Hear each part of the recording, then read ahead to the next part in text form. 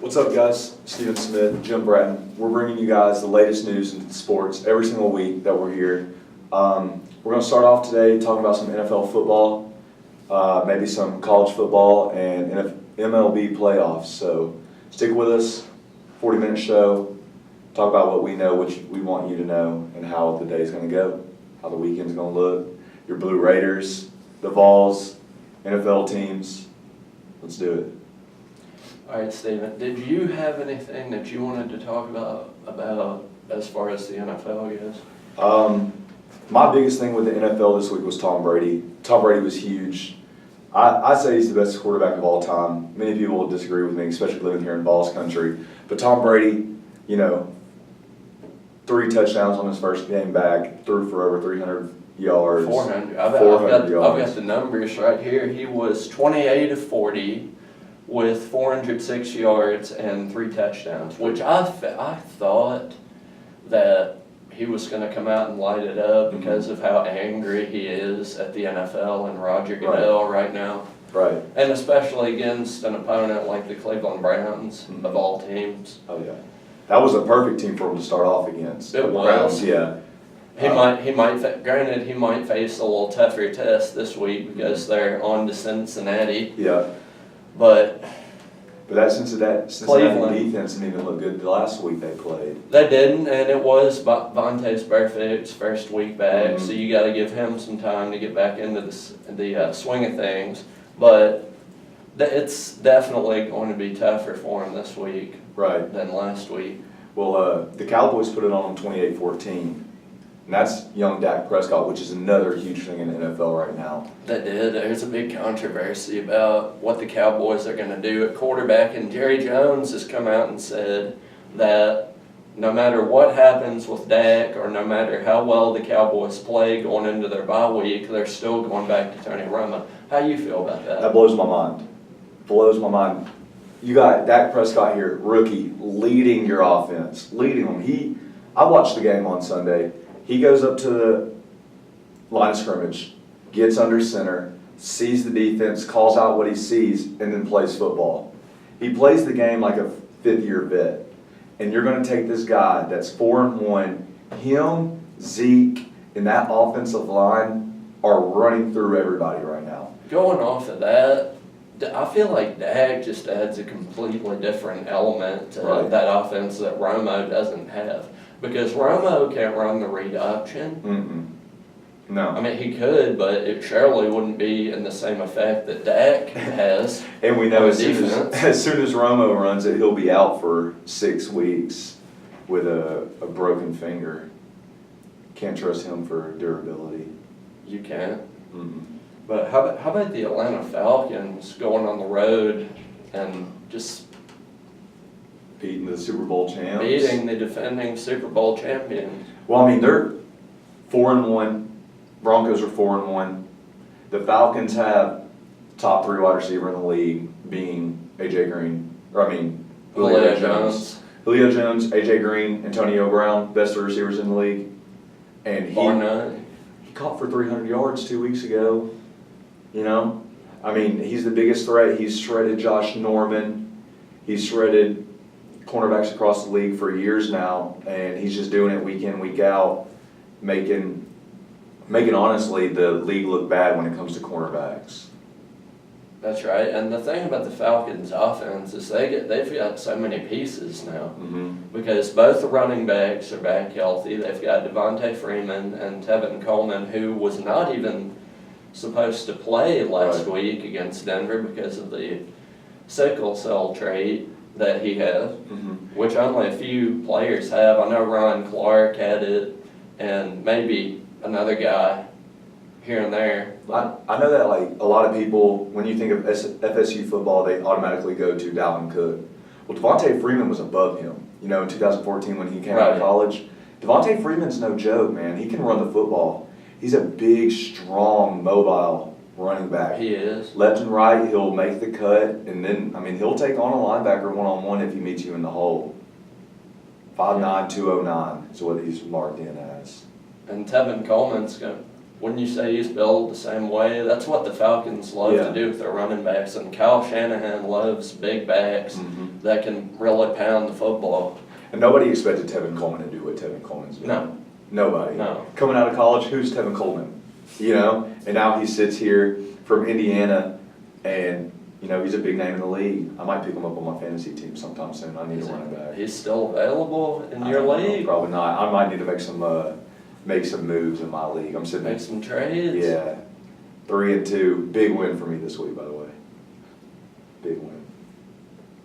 I'm just hoping that my fantasy teams will pick it up. Oh, yeah. Tom Brady, I got him back. Back to the Brady thing. I don't think he's going to lose for the rest of the year. I don't think the Patriots will lose. Here, let's look at the schedule.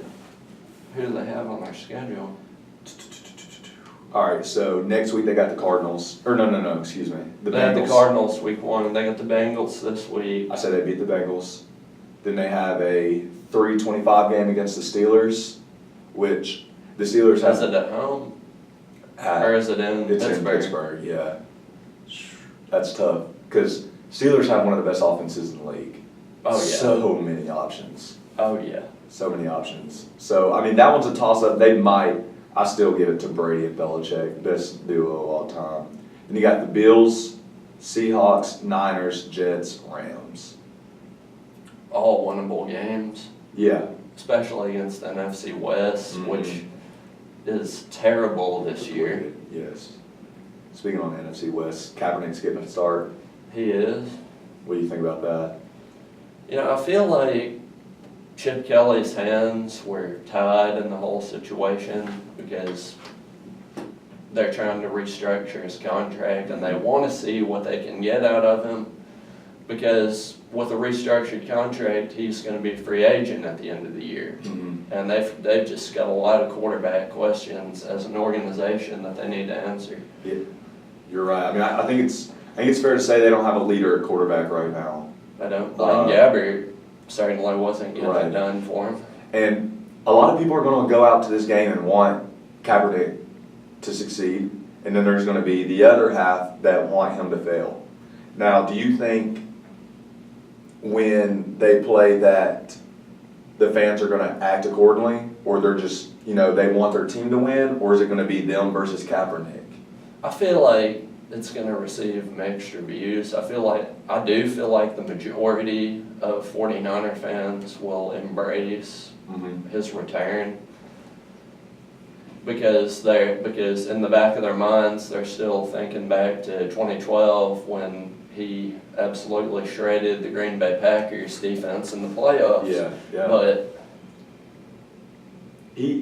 I feel like there's also going to be some fans that wouldn't respect him for everything that's been going on with him publicly. And I mean, it's a big ordeal. It's on the New York Times. It's on everything that you can read right now. It's out there, and this guy right here is single-handedly taken himself and put him in the spotlight as a backup quarterback. He wasn't even starting, and he made a name or made a headline out of something he did on the sidelines. he started a trend Right. too, because you look around, not even just in football, Mm-hmm. people are protesting in nearly every sport. Right. Virginia's college basketball team took a picture of them holding arms, knelt down together. High school football teams have done it. I mean, it's out there. It's spreading fast. Real fast. It is. Switching gears here, the Titans got a big win this week on the road. Listen, the Titans on Sunday showed that they can play football. When it comes down to it, the game of football is throw, catch, block, and run on offense, right? Right. On defense, it's hit the guy with the ball. The Titans on Sunday made it look so easy. It shouldn't have been that easy. We played a good opponent in the Dolphins. That's not a pushover game, but it's not a cupcake game at the same time, Right. especially when you're the Titans and you've only had 3-4 wins in the past 2 seasons. But they went out there, they scored in every quarter. 14 in the second quarter gave them a huge lead. DeMarco Murray just did an incredible job. I'm not sure what his exact numbers were. I can't remember, but Murray is the best thing that has happened to the Titans in years. Murray had Isn't it? 27 carries, 121 yards. Now, 100, how many? 121. 121. Now, you look at that and you're like, oh, 27 carries, 121 yards, no touchdowns. That's time consuming. That's eating clock. That's 4.5 yard average. He's getting the ball, he's putting his head down and he's running, you know? And if you get 4 or 5 yards per play, that's a first down every 3 plays. So him getting the ball 27 times, 121 yards, and wasting all that clock. The clock management in this game was something exponentially different. I remember looking at it one time and it being like 23-11. 23 minutes Titans, 11 minutes Dolphins. And when you can do that, we didn't even give the ball to Henry that much. We didn't, did we? Henry didn't touch the ball. What were Derrick Henry's numbers?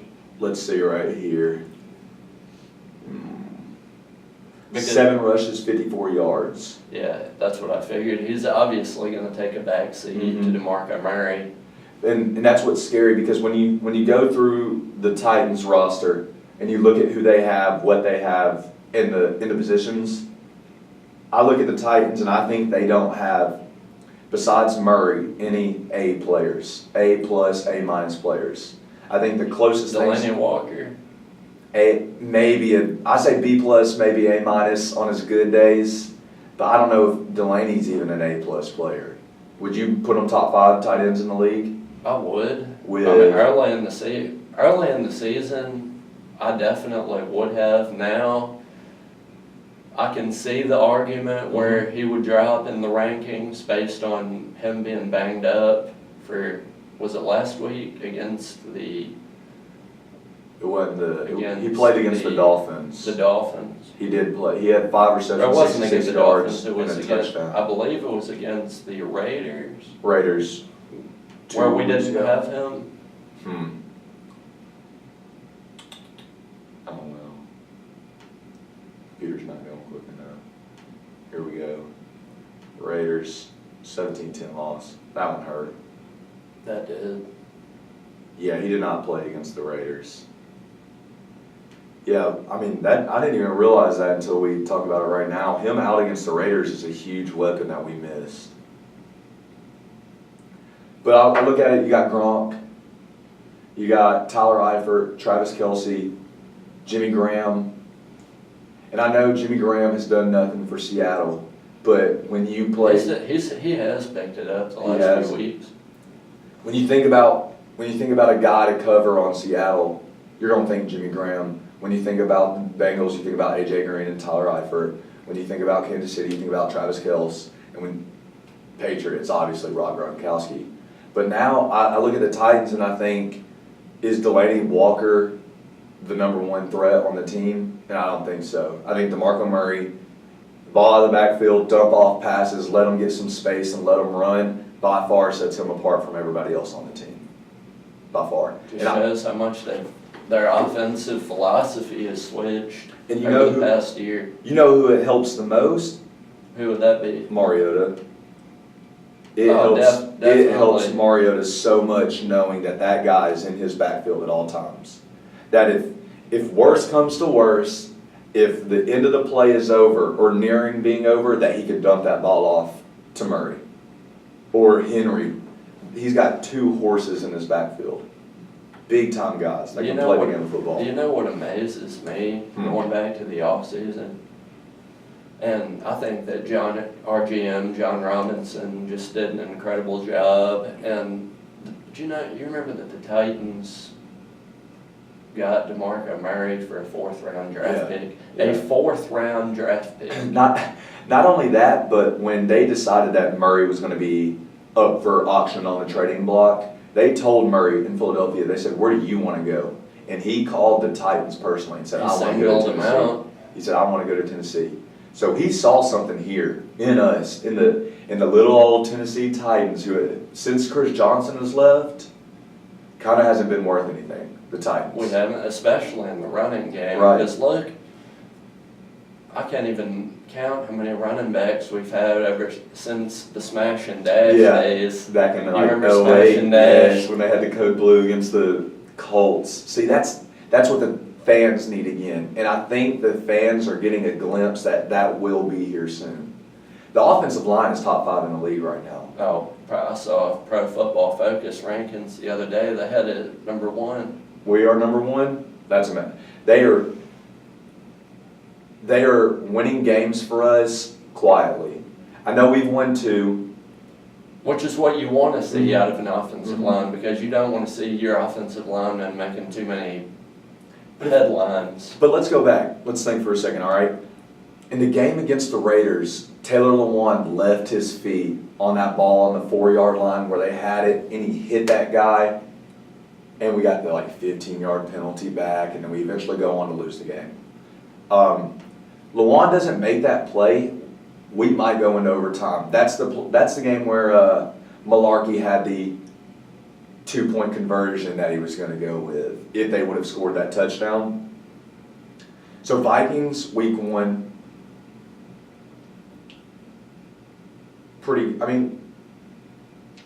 we got beat by a quarterback not named Teddy Bridgewater and not named Sam Bradford. Right. That hurt us.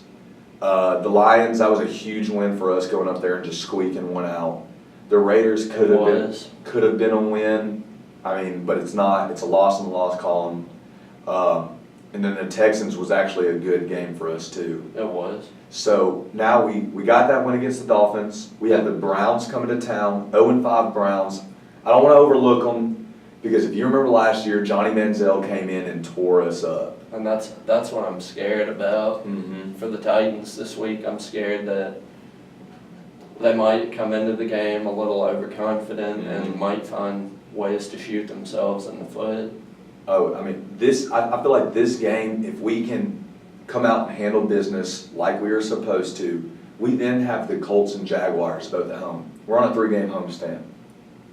Come out and handle your business, be professionals, kill clock with DeMarco Murray, run it hard when you need to.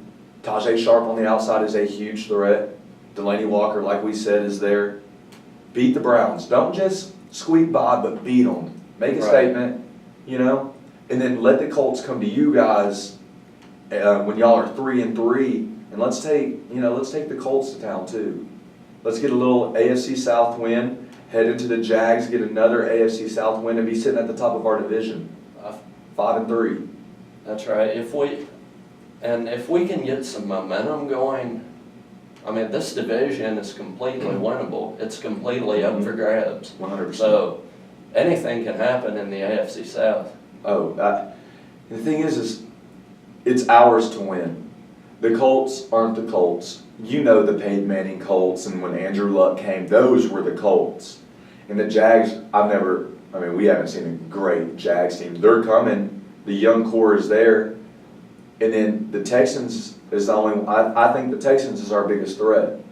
With the Texans having arguably the best front 7 defensively in football. You got Watt, Merciless, Clowney's coming on this year. You got top tier guys like that. That front 7 alone holds the Texans as I think the quote unquote favorite, but I'm not counting the Titans out. I think the Titans have that chance. I'm not either, but the Texans did really go all in this offseason by bringing in Brock Osweiler because people have jobs on the line in Houston. GM Rick Smith and Coach Bill O'Brien, this is their 3rd or 4th year? I think it may be their 4th year. I think it's their 4th. I'd put my money on 4th. And with that defense, that is a Super Bowl ready defense. Yes. And if you're not on your P's and Q's on the offensive side of the ball, people are going to lose their jobs. Yes. And that was just a good move by them to bring in the Brockweiler. They got Lamar Miller. And I didn't even mention Lamar Miller. Lamar Miller's gotten way more touches with the Texans than he had with the Dolphins. And I messed up earlier because I called out my top 3 wide receivers, and I didn't put enough thought into it. But DeAndre Hopkins, man, Oh, man. beast. That sure hands, he does actually have way more drops this year than I expected him to have so far. But every route in the route tree, he's the deep threat, he's the guy in the middle, he's the guy underneath that every quarterback would love to have on their team. If Marcus Mariota had a wide receiver like DeAndre Hopkins on one side, and I still say keep Tajay Sharp on the other, Kendall Wright in the slot, and your boy Delaney at tight end, that's dirty. That's an incredible set of weapons. If I'm Brock and I'm struggling against anyone, I'm getting in that huddle and I'm grabbing his face mask and saying, it's you and me. You're the best player on this team. Let's go win a football game. And that's when Brock has to be that guy, because in Denver, he didn't have to be that guy. You know? No. He was backed up by the defense, just kind of like he is now. But if they want to be great, Brock's got to take DeAndre Hopkins and take Lamar Miller and take his boys and say, get on my back and let's ride. Like I said, I think the division is the Texans to win, but they can mess up and let the Titans slide in there. They can, especially if Brock has a few mistakes Yeah. here and there, like he did against I believe it was I don't think it was the Vikings, because people are going to have a tough time against the Minnesota Vikings. He had a tough time against the Patriots too, and that's when the Patriots had in. They're like back up. Jacoby Brissett. Yeah, some guy off the street. They said, "Hey, come on, let's see if you can play." And I mean, sure enough, he sure did. It's the New England system for you. Bill Belichick puts guys in the best position to make plays Oh yeah. and be successful, and Jacoby Brissett really took advantage of his opportunity. Get in there and run the offense that's drawn up for you. It's there. Just open the book, read the plays, and run the plays. And they're going to be successful, you know?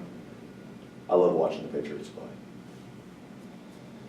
But switching gears here to college. Oh, God. All right, I It mean, is a huge week in college football this week, Big don't you time. think? big time. Let's start locally. We'll go MTSU Western. 100 miles of hate, guys.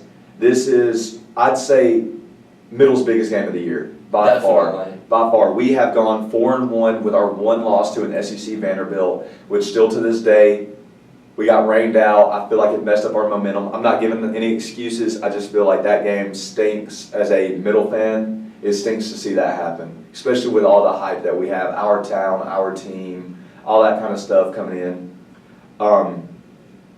Western, I think they're 3-3 right now. I haven't really heard that much out of them this year. I know that Brandon Dowdy, their quarterback, has graduated and moved on to the NFL, but Yeah, they're 3-3. They're fourth in the division, in the East Division of Conference USA. It's our time now to do this, to solidify ourselves. We have what it takes. we do. Brent Stockton on the back, or as our quarterback, as our leader. I don't know That's if I want anybody else to run our offense. I don't want anybody else. I don't either. For selfish reasons, I say Brent should go to a Power 5 school and try to play there. But for MTSU reasons, I don't want the guy to leave.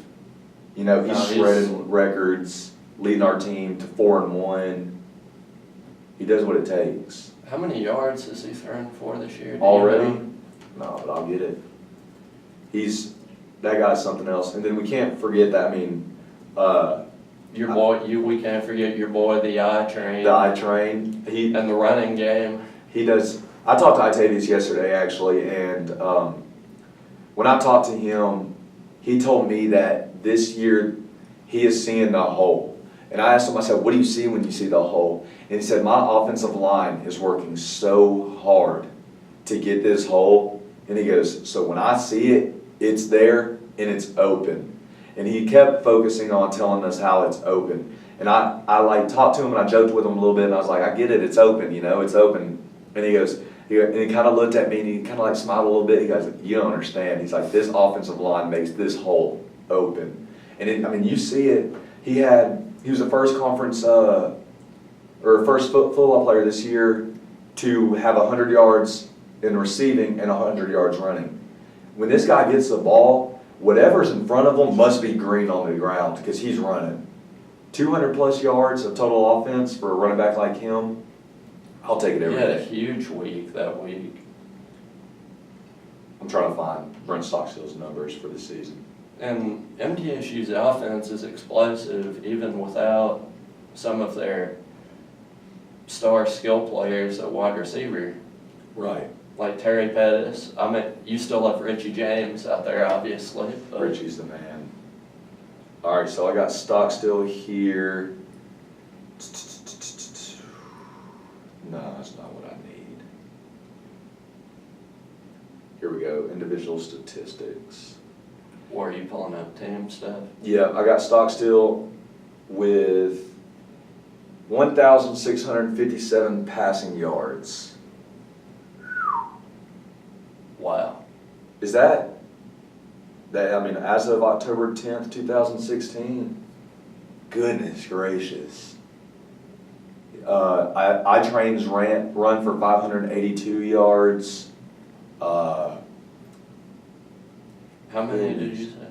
For iTrain, Mm. 582 rushing yards for Itavius through 5 games. Incredible. Yeah, through 5 games, 582 yards. How many receiving yards? Does not have that here. Just has total. I guess 582 yards is all I'm pulling up right now. Let me see up here. Yeah, 582. But I mean, we're outscoring everyone. We average 37.6 points per game. We have 20 points off turnovers. Wow. Our opponents only average 23 points a game. These guys, they're doing it like, I asked Itavius, I said, offense gonna look good? And he said, yeah. I said, your defense gonna be look good? And he jokingly said they always look good. And whenever you think about it, the defensive coordinator here really preaches the eat, how they're gonna eat. Oh, yes. I see that all the time. And they do their fins up and all that kind of stuff. They're sharks. I mean, they attack the ball. When I went to the first game of the year against Alabama A&M, when I went out there, and I'm from around here, so I've been to middle games for my entire life. When I saw them running right to left, stopping the run game and the quarterback scrambling, Yeah. they looked 10 times quicker than any other team I've ever seen. It seems as if Coach Stock is starting to get the guys that fit his system, that move quick laterally, and will hunt that ball as soon as it's in your hand. I mean, we have a guy, Kevin Byard, who plays for the Titans, who not only plays for the Titans, but he makes big plays in Titans games. There are big play ball players on the Middle Tennessee Blue Raiders football team There are. right now. And when Western comes to town, it's homecoming. There are going to be people out. I expect the stands to be relatively full for an MTSU game. I expect students to be there. I expect outsiders to be there. It's 100 miles. People from Western are going to get up and drop down that morning. I mean, this is going to be a fun game to watch. There's a lot of big-time implications on this due to the fact that we win this, we're 5-1. I don't think anybody's going to beat us after that. Yeah, if we win this game, this is definitely going to be a game that just swings positive momentum our way the rest of the year. We beat Western, we play Missouri the week after. So we got to beat Western, I feel like. I had so much hope against Vanderbilt that it kind of lessens my hope against Missouri. But after Missouri, FIU, Texas San Antonio, Marshall, Charlotte, and Florida Atlantic.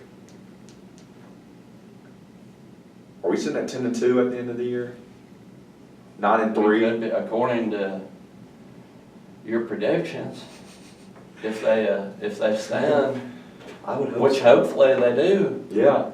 I mean, here it is. It's our year. Right now, let's go out and let's do something special. And I think the players know that. When I asked them about practice yesterday, they didn't want to admit to it at first, but They said that other players on the team are more intense, more into it, more focused. They want to win this game. They want MTSU to have this win, you know? They do. And that's great. It's great. Let's shift gears now to the SEC. You want to talk about Alabama and Tennessee? Tennessee, I do. This is a huge matchup for the Vols, coming in ranked 9th in the country against the number one ranked team in the country in the Alabama Crimson Tide. What are your thoughts on this game, Stephen? Man, the Vols did everything it took against A&M They did. this past week. You know how much they overcame so much adversity. 6 or 7 turnovers. I believe it was 6 or 7 turnovers. 6 or 7 turnovers. What seemed like 50 injuries. Yeah, they had 11 injured players going into that game. 11 injured guys going into the game. 11 injured players. Then O'Brien went down. He's out for the season. I believe he's actually been dismissed. Dismissed from from the program. team. Yeah, that's what I heard. Which is, have they told us why yet? I think it wasn't related to the injury. Right. But I believe it was violation of team rules or something like that, which I don't really know too much information about And it's what not, rules he yeah. violated, but And we don't want to jump to conclusions, but I mean that's not good that they lost this guy. Outside of the penalties, the lost players, and all that, the Vols still took them to 2 overtimes at A&M, home of the 12th man, College Station. that really shows the resiliency Yeah. that we have. My thing with the Vols, and I've been preaching it all year, is I feel like Josh Dobbs might be the Achilles heel of the Vols. I feel like Alvin Kamara proved himself, right?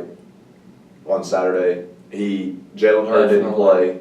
Alvin Kamara stepped up. We know that we have 2 guys in the backfield that can run the ball north and south, and they're quick enough to run it east and west when they need to bounce it outside. Now, what helps that, I personally feel, is to take Dormady, put him right under the center, right? Get him the ball, get Dobbs 3 yards of running, get him a little head start, hand him the ball then, and let him keep going. I feel like that halfback draw for such a big guy is hard when that offensive line, which we know is not the best, is letting them implode on Hurd when he gets the ball. Does that make sense?